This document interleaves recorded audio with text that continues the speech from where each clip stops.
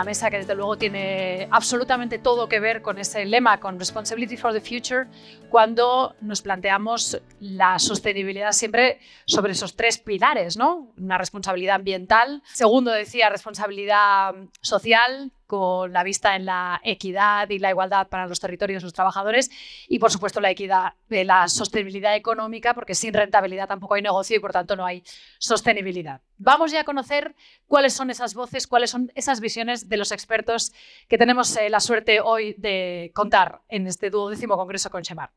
En primer lugar, llamo a Jean-Louis Meuric, es vicepresidente del Consejo de SFP, ha trabajado durante más de 34 años para David Gelsas en Francia, desarrollando el negocio. Adelante, Jean-Louis, un aplauso para él. Desarrollando, como les decía, su negocio en pescados y mariscos, se incorporó a la Junta Directiva de la SFP en 2016 y ha sido presidente de la misma durante 6 años. Estudió empresariales y economía, especializado en agroeconomía en la Escuela de Negocios Haute Étude Commercial de Jouy en Josas, cerca de París. This was very difficult for me, I don't speak French. Vamos a seguir con Nicolás Gutierrez, es oficial superior de pesca de la Organización de las Naciones Unidas para la FAO. Adelante, por favor, un aplauso para él. Allí dirige técnicamente todos los aspectos de la gestión pesquera en apoyo de los programas de trabajo de la FAO y las necesidades de los países, incluida la política regional y mundial. Gutierrez es doctor en ciencias pesqueras por la Universidad de Washington, es licenciado en biología por la Universidad de Uruguay, con experiencia en gestión pesquera a nivel nacional e internacional durante más de 25 años. Además, ha recibido, entre otras distinciones, la beca Fulbright. Vamos con el siguiente ponente, que es Javier Garat, licenciado en Derecho y diplomado en Derecho Comunitario por la Universidad Complutense de Madrid y máster, adelante, un aplauso para él,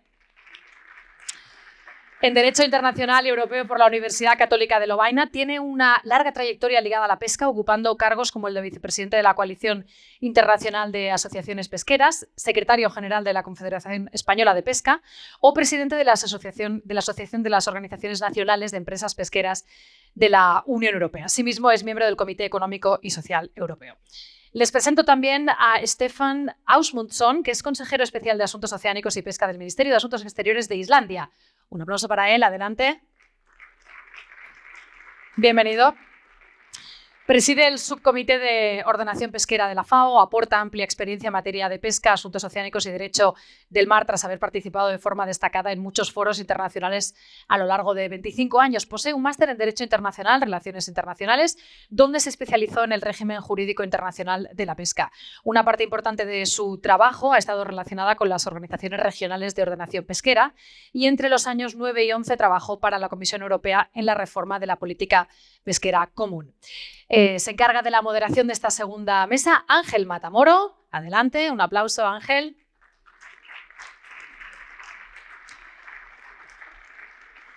Que es asesor independiente y directivo experto en productos del mar y gran consumo, licenciado en Química Industrial, máster en Administración y Dirección de Empresas y máster en Dirección Comercial y Marketing. La mesa es tuya, Ángel, adelante. A lo largo de la mañana hemos escuchado las principales conclusiones de Sofía 2024 y un análisis comparativo con el informe 22. También la visión de los países ribereños gestionando sus recursos pesqueros y acuícolas. Y ahora toca con mis 4 compañeros de mesa debatir sobre la gestión sostenible de los recursos pesqueros y sobre el futuro de la pesca y la acuicultura. El informe de Sofía y sus gaps habla de demografía y nos enfrenta a 8.500 millones de habitantes en el 2030, que significará más o menos un incremento de 300 millones frente a hoy. Nos habla también del reto de alimentar no solamente a esta población creciente, sino resolver el reto de la malnutrición. Nos han recordado la importancia de los ecosistemas acuáticos alimentarios o alimentarios acuáticos, sobre todo por el beneficio para la salud, y nos han hablado también de alguna incertidumbre alrededor del cambio climático. Yo quisiera empezar con cada uno de mis compañeros de mesa con una pregunta general para todos ellos, que tiene que ver cómo debe encarar la pesca y la acuicultura desde una visión amplia de la gestión sostenible de los recursos, cómo se debe encarar para responder a estos retos de los que hemos hablado, alimentar a la población, resolver los problemas de malnutrición y, obviamente, gestionar las incertidumbres de un cambio climático. Entonces, cada uno de vosotros, desde el punto de vista de los mercados, de la regulación, de la propia industria y de aquellos que fijan la actuación responsable, ¿cuál creéis que debe ser la forma de encarar este futuro? De Luis. Thank you, Angel. I will respond on my name and in the name of SFP, Sustainable Fisheries Partnership. As for me, our efforts should focus first, of course, on aquaculture, which is taking into account the fact that the growth of aquaculture production should correspond to the global growth of the demand in fish and seafood products. Second, for me, small-scale coastal fisheries. We learned in the Sofia report that these fisheries represent roughly 30% of the global catches of fishes and seafood worldwide, and almost 90% of global employment in this sector. Besides, they are relatively badly managed, and even sometimes not managed at all. And on top of that, there are a lot of problems of conflicts between industrial fleets and these small coastal fisheries. I will give you when they are fishing on the same stocks.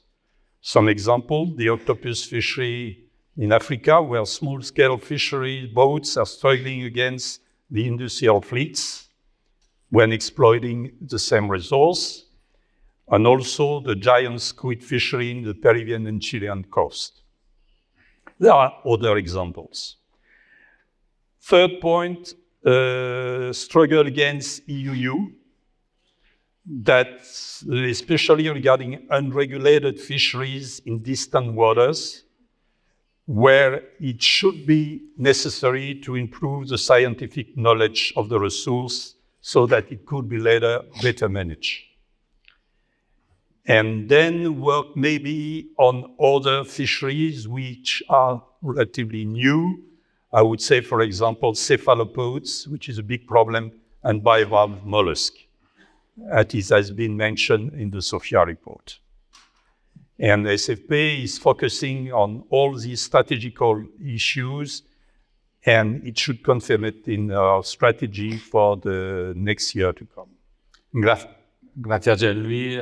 Me gustaría seguir con Javier y preguntarle desde el centro de la industria pesquera cómo encara este futuro. Muchas gracias, Ángel. Yo, estando en Vigo, voy a hablar en español porque creo que voy a estar yo más cómodo y el público también. Muchísimas gracias, Conxemar y FAO, por la invitación, por considerar a ICFA, la Coalición Internacional de Asociaciones Pesqueras, para que esté aquí presente, organización que representa a 25 organizaciones pesqueras nacionales de otros tantos países del mundo, de todos los continentes. Yo creo que el primer mensaje que me gustaría trasladar es la necesidad de aceptar y tener claro que la pesca tiene futuro. Yo veo, en general, al sector pesquero en los distintos países con una moral baja. Moral baja porque estamos recibiendo ataques por todos lados, desde el punto de vista de determinados grupos de presión, desde el punto de vista de determinadas legislaciones, desde el punto de vista de determinadas organizaciones internacionales, y la gente está un poco harta de todas estas situaciones.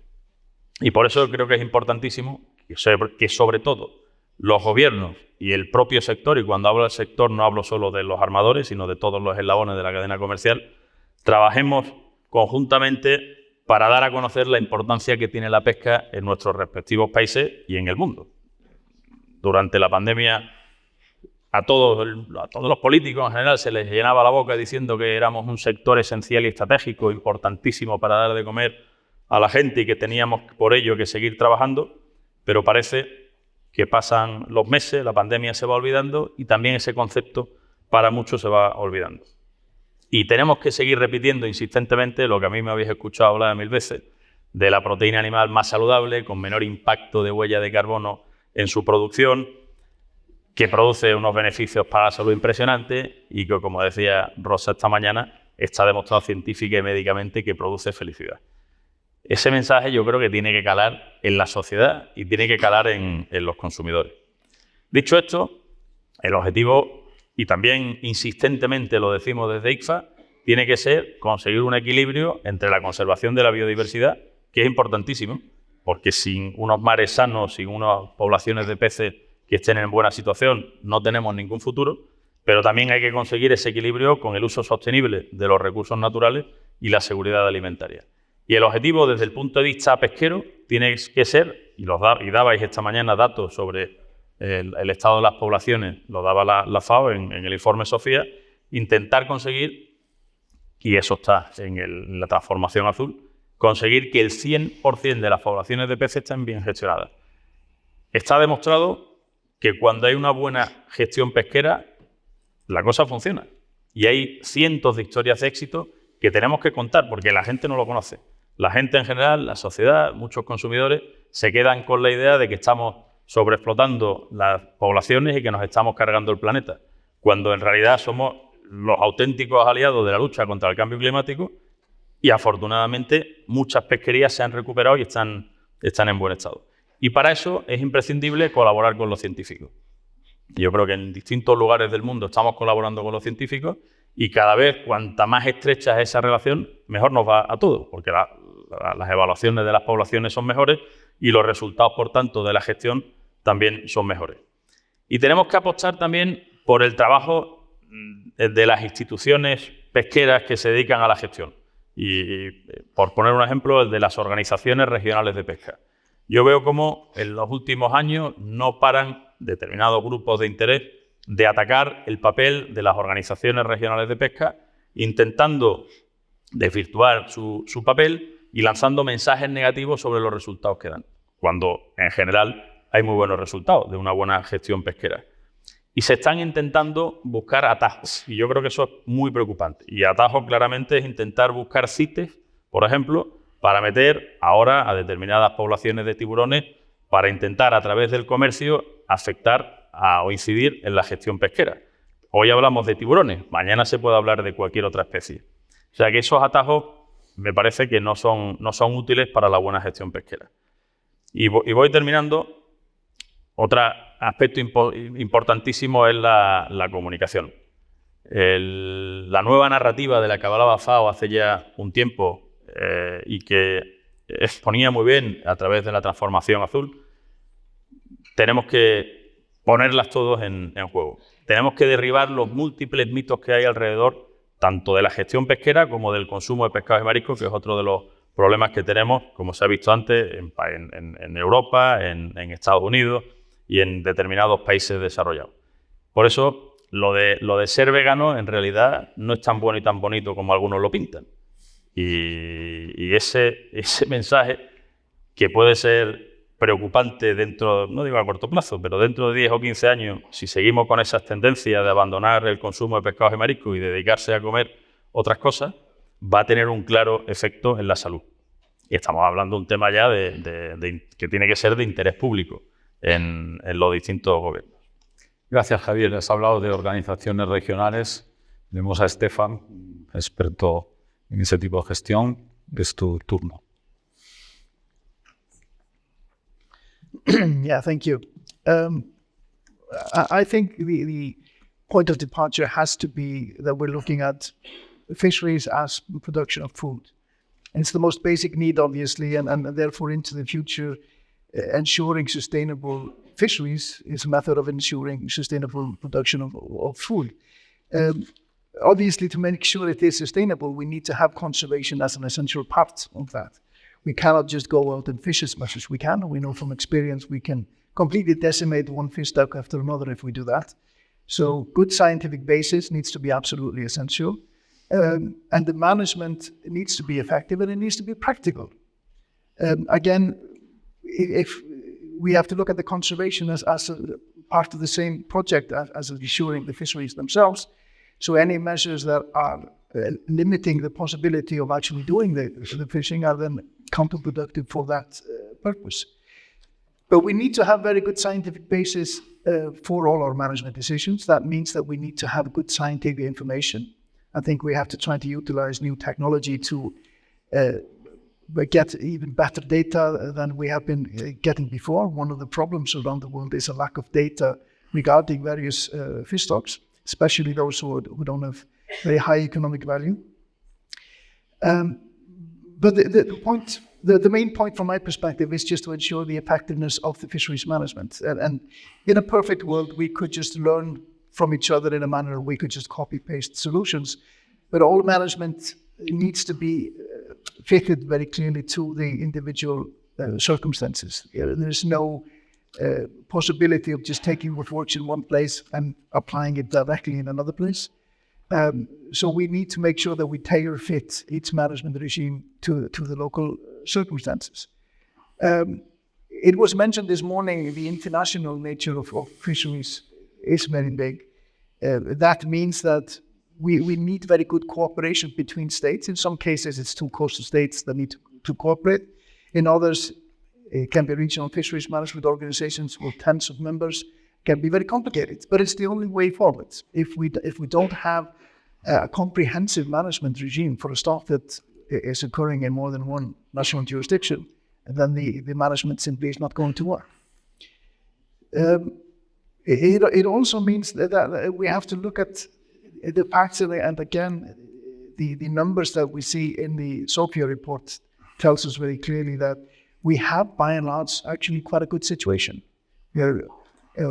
Almost 2/3 of fish stocks are harvested sustainably. Almost 80% of catches are from sustainably harvested stocks.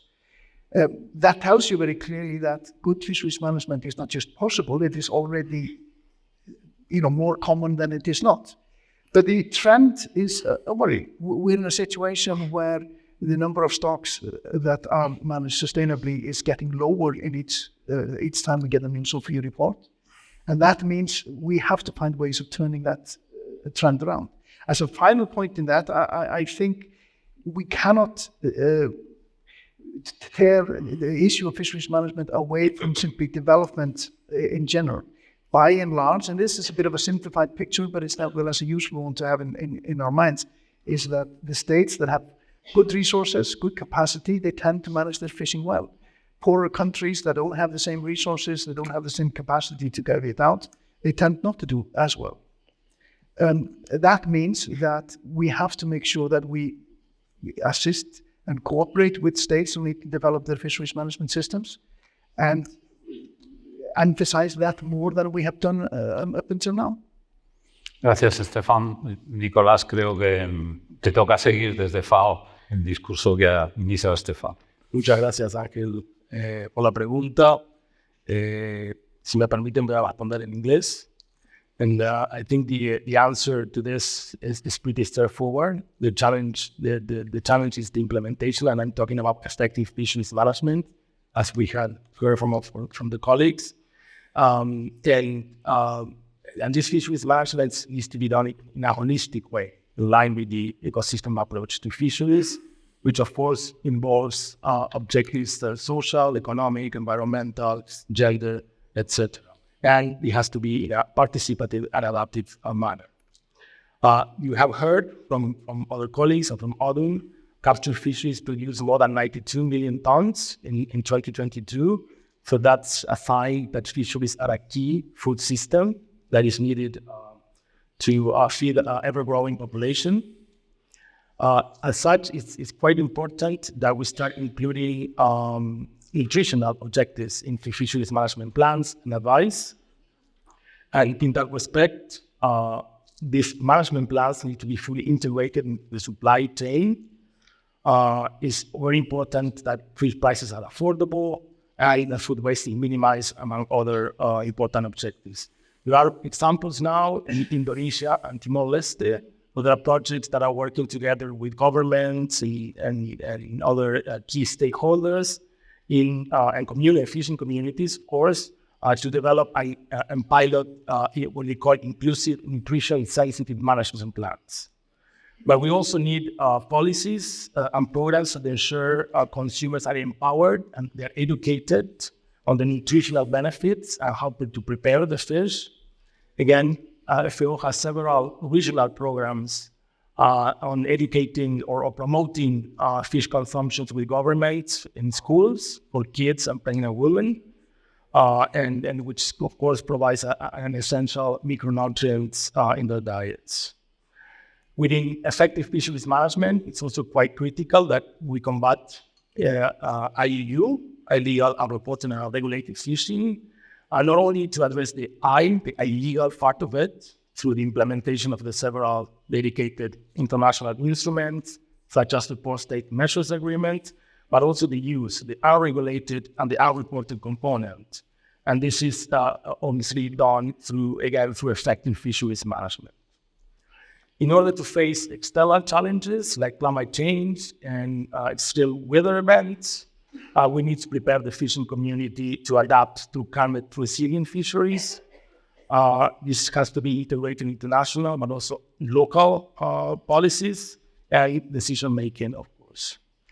Finally, we have seen again in Sofia that the proportion of overfish stocks is increasing, has reached about 38% in 2021. And however, we have also seen from autumn, when that's weighted by the production level, 3/4 of the capture of the landings come from sustainable stocks. What this means, and it has been mentioned by the colleagues as well, is that management works when there is the political will, when there is the adequate resources for the design, the implementation, and the monitoring. On the other hand, we need additional efforts to support those regions where technical, operational, institutional capacities are weaker. And I will wrap up now. Thank you. Gracias, Nicolás. Hemos consumido una parte de nuestro tiempo. Voy a tratar de ir directo con una pregunta a cada uno de vosotros, no más de 2-3 minutos de respuesta. Me gustaría empezar por ti, Javier.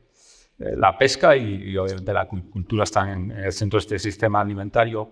Pensando en sostenibilidad, ¿qué te ocupa más desde los tres aspectos? ¿El social, el medioambiental o el económico? Porque realmente hay retos de cada uno de ellos. Los tres deberían ser igual de importantes y los tres deberían ocupar el mismo tiempo en la gestión pesquera. La realidad es que en los últimos años ha habido muchísimos más esfuerzo y concentración en el aspecto medioambiental que en el social y el económico. Eso en general en el mundo. Y eso yo creo que debe revertirse y que tenemos que conseguir ese equilibrio entre las tres cuestiones. Porque podemos tener una jarta de peces en el mar y si no tenemos pescadores, problemas vamos a tener. Y ahí yo creo que, bueno, nosotros por supuesto hemos invertido muchísimo tiempo en mejorar desde el punto de vista ambiental, utilizando también las nuevas tecnologías. Como os cuento una anécdota que me pasó hace ya unos años, cuando estando en un foro hablando con el director de WWF España y de SeaOverLife, la directora de SeaOverLife en España, hablaban de cómo se había avanzado en los últimos años desde el punto de vista medioambiental en la pesca. Y nos reconocieron que de todos los sectores económicos con los que ellos trabajaban, la pesca era desde luego el que más había avanzado en los últimos 20 años. Eso, en general, la gente no lo sabe. Y es importante, por eso hablaba yo antes de la comunicación, que lo contemos, que se den cuenta de todos los esfuerzos que han realizado los armadores, los pescadores, para conseguir esa mejora medioambiental. Pero dicho esto, y ya que, dependiendo de los lugares del mundo en los que hablemos, la situación puede ser diferente, pero en general las poblaciones de peces se encuentran en mejor estado que hace unos años en muchos sitios, pero eso no se está reconociendo. Y por eso digo que es necesario invertir tiempo en las cuestiones sociales y en las económicas. En las cuestiones sociales nosotros hemos trabajado mucho en el convenio 188 de la Organización Internacional del Trabajo y que sea una realidad que se pueda aplicar en los distintos lugares del mundo. Y también es muy importante reconocer el importantísimo papel que juegan las empresas pesqueras en el mundo, que muchas veces son demonizadas por determinados grupos, incluso por determinados gobiernos, cuando son los que realmente generan riqueza y generan empleo en los distintos países. Y eso está ahí, hay que reconocerlo y hay que ponerlo en valor. Tanto cuando hablamos de flota artesanal, flota de bajura, como flota de altura y gran altura. Un aspecto importantísimo yo creo que es también el level playing field, las mismas reglas del juego para todos. Estamos compitiendo a nivel global y vemos que algunos tienen una serie de normas relevantes que implican unos costes de explotación y en cambio hay otros que no. Pero luego competimos en el mismo mercado. Eso es algo fundamental. Y en el ámbito social exactamente igual, el convenio con relación al convenio 188. Lucha contra la pesca ilegal. Es algo también muy relevante. Aquellos que intentan cumplir con las normas y hacerlo bien, que tienen además unos costes de explotación añadidos, se encuentran compitiendo con gente que no lo tienen en ese mercado global. Y lo que es importante es que quienes hacen las cosas bien tengan incentivos para poder continuar a hacerlo y no, como ocurre muchas veces, que el mercado no está reconociendo eso. Gracias, Javier. Pasamos a Jean-Louis. Los esquemas de certificación privado de pesca y acuicultura nacen a finales de los 90, hace ya casi más de 30 años.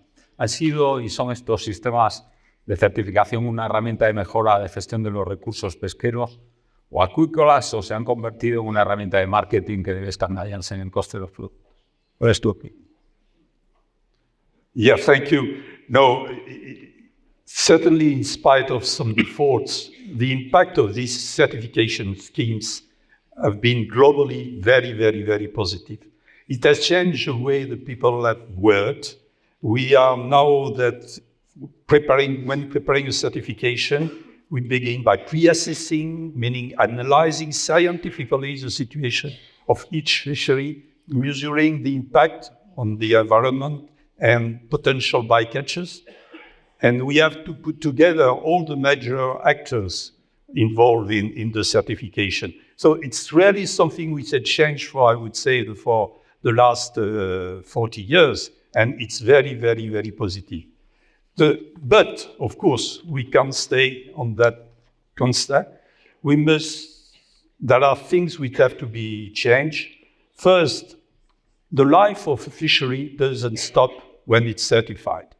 And I think that we have to go on working on the group which had been established at that time for the certification, just to see how the situation of the fishery evaluates, took complementary actions, and always be very careful about the way the things will be in the future. That's the first point. The second point, as a buyer, meaning in the supply chain, retailer or even producer, it's easy to say, I will only work with certified fisheries. But it's not the way it should be done. We should also work with non-certified products originating from problematic fisheries and work with all the concerned stakeholders in order to improve the situation. This is our job to do that and work at that. It means not abandoning problem fisheries, but rather supporting them to improve their practices, even when there is no real hope that you can achieve certification within a short term. Maybe it could be up to 5 or 6 years later, but you have to do that. And we have to take into account this point, and my personal view is that we should build a kind of performance indicator which should show how the retailer, the supply chain company is working in order to improve the global sustainability of what they are purchasing. Third point, we have, of course, to work on a larger scale. We have been working on FIPS, including everybody. But we have to work also on a larger scale, meaning we have established in SFP roundtables. And for example, not only work on squid, for example, in Argentina, but work on all cephalopods issues in South America. And last but not least, we have to take into account the social aspect of sustainability, and not only the environmental one. But I know it's very, very difficult to do that because there are very different regulations all around the world in different nations. But this is something definitely we have to take into account. Gracias, Jean-Louis. Nicolás. Alimentar una población creciente y luchar contra la malnutrición, en mi opinión, significa ver el sistema alimentario acuícola como un todo, incluyendo pesca y acuicultura. Desde el punto de vista de FAO, ¿responden los códigos de conducta responsable de FAO que hoy tenemos a esta realidad o es tiempo de ver un poquito hacia el futuro de forma complementaria? Thank you for the question. The Code of Conduct for Responsible Fishery lays out the foundations for fisheries and aquaculture management and governance, and it has been approved more than 20 years ago, in 1995, but it's still a very relevant instrument. We have seen quite a bit of progress in the implementation of ecosystem approaches, greater awareness also for climate change considerations into fisheries management, and of course the recognition of the need and the important role of small-scale fisheries. So in some sense, perhaps one of the most debated concepts within the CCRF, the Code of Conduct, is the the concept of maximum sustainable yield as a management objective. In recent years, or a decade, the MSY concept has been debated, mostly by some academics and some NGOs, as the limit reference point in terms of the target, in terms of the management objectives. And while this might be the case for certain fisheries or in certain ecosystems, for example, when we are talking about a key low trophic level species, then there are other, most stocks can be below MSY, let's say 80% of the biomass that produce maximum sustainable yield and still be sustainable in the long term. So overall, it's a matter more of optimality rather than sustainability. So in line with this, we think that fisheries should be managed for sustainable human development rather than strengthening environmental conservation per se. And then, of course, this is in line with the CCRF, so it's not a matter of evolving it, but a matter of supporting its implementation and the proper interpretation that suits every context. However, and also we have mentioned in this panel before, there are challenges to meeting fisheries management objectives globally. There's weak or lack of human, financial, technical, and institutional capacities, particularly in least developed countries. It's quite important, small-scale fisheries, we have also mentioned several times, represent 40% of the total capture and support the livelihoods of millions. So, of course, it's important that we strengthen the management and the governance of these fisheries. And in the interest of time, I will be a little shorter. So in this quest of leaving no one behind, again, it's important we increase the support and implementation of fisheries management. Both for large-scale and small-scale fisheries sector, bearing in mind that fishery science and fisheries management are measures that have been successful in certain contexts or in the global north, cannot be applied at face value in other regions. So it's important to highlight the management measures, again, need to be adapted and tailored to the social, economic, and cultural context of the fisheries that operate in. Gracias. Nicolás, Stefán, el cambio climático provoca cambios en las temperaturas del océano y con ello movimientos en las poblaciones de los peces más allá de los propios migratorios, ¿no? En este contexto, ¿cuáles serán las claves para gestionar seguridad jurídica, acceso a los recursos y soberanía alimentaria, capacidad de abastecer a los mercados? Y yo creo que con esto se contestan un par de preguntas que me han llegado de la sala. Thank you. Yeah, obviously, climate change is one of the big challenges of our days, and fisheries will be affected by that. And we're already seeing the signs that we're seeing changes in distribution patterns for several fish stocks. We're seeing developments where some fish stocks foreseeably will have more biomass, while others will have less biomass. And all of this is a challenge for fisheries managers, obviously. But I think it's important to note the timescale. I sometimes see people looking at the fisheries management measures and saying, well, I've been analyzing all of them and none of them are actually based on accommodating climate change projections. But the thing is that fisheries management measures are for next year. Projections for climate change are for the next 30 to 50 years. It's a completely different timescale. So obviously when you're setting total allowable catches for next year, that's not based on projections for what the stock is going to be doing in 50 years. It's based on what the situation is now and next year. Same goes for the sharing arrangements. For example, when you're having fish stocks moving more into one jurisdiction and away from another, if you have a projection that will happen, the state that is expecting more fish into their waters will push for more catches, but the state that is expecting it to get lower and then is not going to agree to lower their share until this is actually realized. And so again, the fisheries management measures for next year are not going to be based on those long-term projections. But that does not mean that we can ignore the issue. It simply means that we have to make sure that our fisheries management is flexible enough to deal with these issues as they gradually become incorporated, and that we will have to make sure that nothing is so fixed that we cannot amend this slowly but surely over time.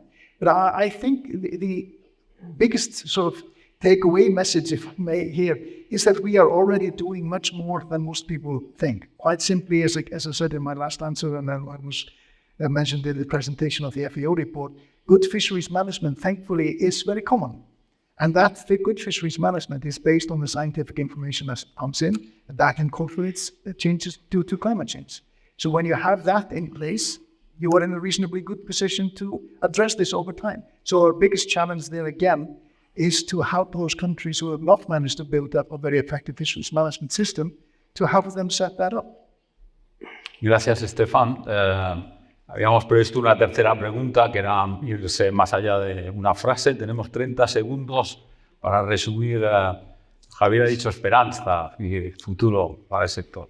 Sí, en esa esperanza me encantaría que los distintos gobiernos del mundo tuvieran la política pesquera como una política estratégica nacional en sus respectivos gobiernos, reconociendo específicamente la importantísima labor que realizan los pescadores, los empresarios, los armadores, porque es un oficio en peligro de extinción. Como sigamos así, nos quedamos sin pescadores, nos quedamos sin empresarios y eso no puede ser. Nicolás. Bueno, uno muy importante, disfrutar, hartaros de comer pescado y mariscos para ser más felices y ayudarnos también a que esto siga funcionando. Nicolás, una palabra, una frase, porque ya hemos... I think the message throughout has been that fisheries management work when we allocate the right resources in terms of technical capacities, institutional capacities. So, and I think that FAO, of course, has the roadmap, what we call the Blue Transformation, which lays out the foundations and the objectives and the targets, but that's something that FAO cannot do alone. So we need a concerted effort across the different stakeholders in order to lift those fisheries management systems that still need some support. Jean-Louis, en una palabra. Only one point. I will insist on the responsibility of the supply chain, which is a small, very important actor, and could contribute actively to improve the global sustainability of fisheries. In order, it has to push the fisheries to improve their level of sustainability. When the supply chain buys cheap products without considering anything else, then it fails. But if we work at improving the situation, pushing the actors to improve the situation, then we may play a very important role.